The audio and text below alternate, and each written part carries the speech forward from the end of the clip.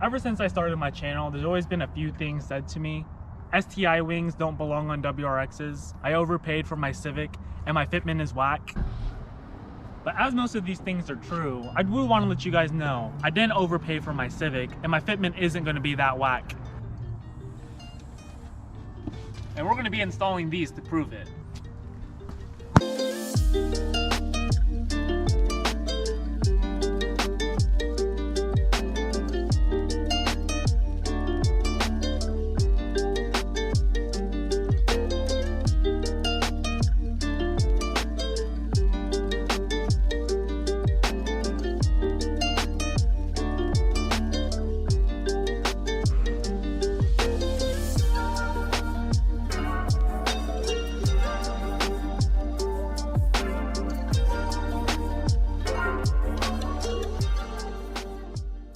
So it actually has been a really long time waiting since I've been waiting for these springs. So I actually originally ordered these springs back in February, and then there was such a big wait with all the COVID and everything. So I actually just ended up getting them around December. So it's been about a really good 10 months since I've been waiting for these springs. And I know like it's a really dumb idea to wait that long just for lowering springs, but I just wanted to say I ran spoon springs. All right, so first of all, I want to give a really big shout out to Kamispeed for actually getting these sent out to me. So I recently had to cancel that order with a different vendor and I got it to them and they were actually going to be the fastest company to get these actually shipped out to me. So I really appreciate what they were able to do for me, but I'm not going to get into too many specifics of what all tools we're going to be using. I will point out 2 tools we will be needing today. We are going to be using a spring compressor. You can rent this from your local auto parts store and they should be able to have one readily available. And then this is the one that is particularly weird. This is called I don't know if I'm going to say it right, but a Schwaben spreader tool. And we're going to be using these on the front struts. And I'll leave a link to the people who are going to need this as well.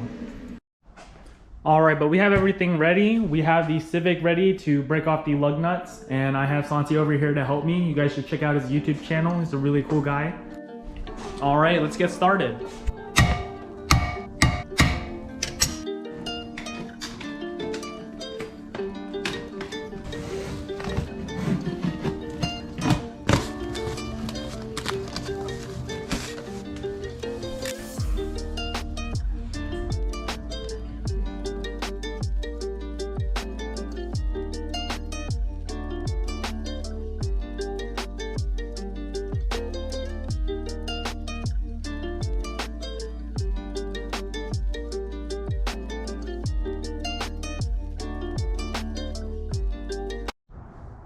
So we're gonna work on the rears first. Before I take anything off, I want to make a note of where these tabs are. These are where our insulator pads are gonna be located and the actual orientation we're gonna have to put these springs back in. So it looks like you can't really mess it up, but I wanna make a mental note before I start taking anything off of anything. And the rear is gonna be super easy. We're just gonna be removing these 2 bolts.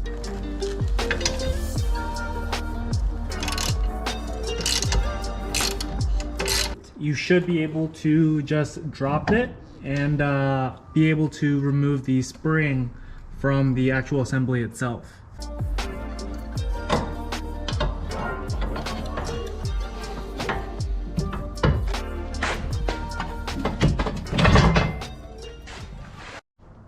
All right, so we have the old rear spring removed. So what's really nice about the new spoon springs is they actually label which ones is going to go in what direction.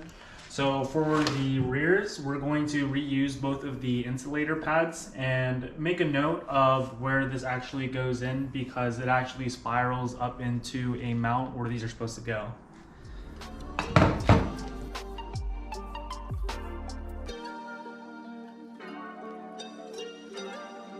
Top one.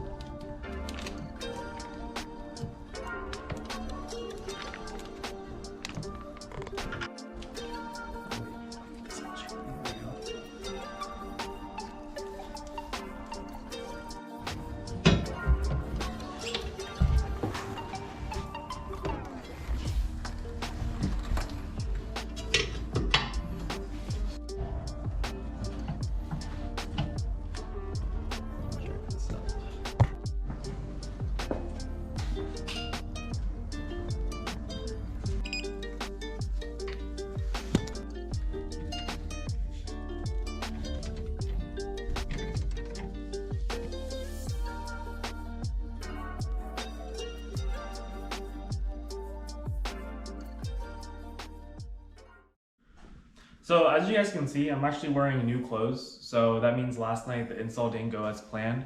But I really want to show you guys something. So we were actually, going to be honest with you, we were actually having a lot of trouble last night trying to get this in. So back here is we were having a lot of trouble trying to get the strut removed, and to where you need back here, you're gonna need an Allen key and I believe a 19mm wrench. And my bolts are honestly like a little bit rusty. I did buy this car from PA. So it did take us a really long while to actually put everything together.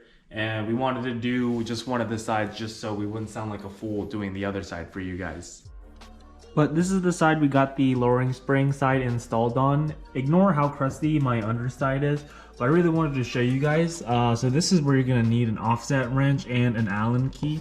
And you're also gonna need another one right below where the dust shield is. Alright, and as difficult it was for us to put this on, we're gonna start working on the other side, and we're not gonna let us get defeated. Isn't that right, bro? Yeah. Alright, when making a note, whenever you're wanting to do the springs install, what you're going to have to do to help relieve some of the tension from the lower control arm, you're going to have to remove some of the subframe bolts connecting it to one of the bushings.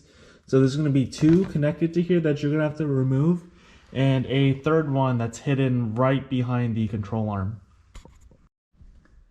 We're also going to remove the bolts on the air shroud and remove the top bolts holding the sway link.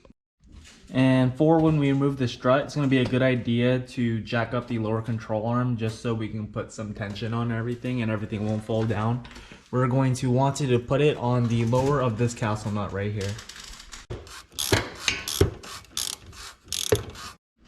Alright, and after I got my sway link bolt removed and I got the air shroud removed, we're going to move on to the clip and harness. So this is going to be a clip for your electronic damper, and we're going to remove that along as with this bolt that's holding in our brake line. And we're also going to need to remove the vehicle ride height sensor. Oh! Alright, and after everything else has been removed, we're going to take off these two strut tower bolts in a 17mm. I went ahead and used a penetrating fluid so I can go ahead and lube up the strut, and after that we should be able to pull it out safely. Oops, okay.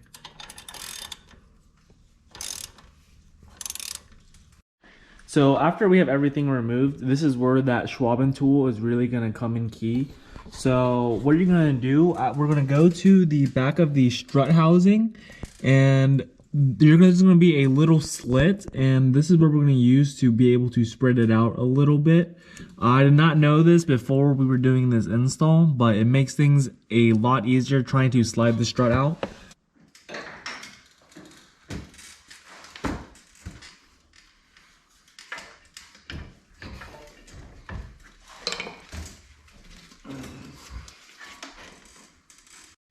Alright, we got the passenger strut out. Honestly, we didn't even bother trying to record it. I try to give you guys the steps on what to do. So basically, like, what's going to help you is pushing down on the lower control arm and swinging the actual McPherson strut side to side, and that's going to give you the best chance.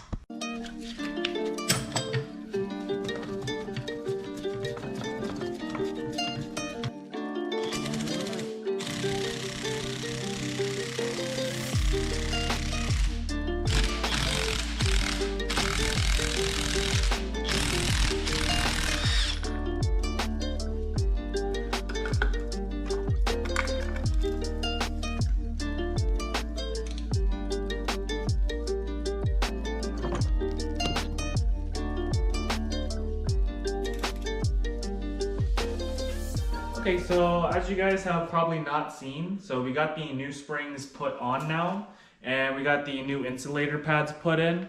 So next thing we gotta do is just do everything in reverse order, and we'll have ourselves a slightly lowered car. We just got the lowering springs finished being put on. It definitely does make a world of a difference of how these look. And these are gonna get a little bit lower. You should give these about a week just to let them sag, but already off the bat, these look really good already. All right, I'm gonna finish off the video here. It's actually like 3:30 in the morning where we're at right now. So whenever the next day, I will get a lot better clips of how the fitment looks. But to end things off, this is gonna be the end of the video. Appreciate you guys watching. If you guys can take the time out of your day to like, comment, subscribe to the channel, it would mean a lot to me. But I will see you guys in the next one.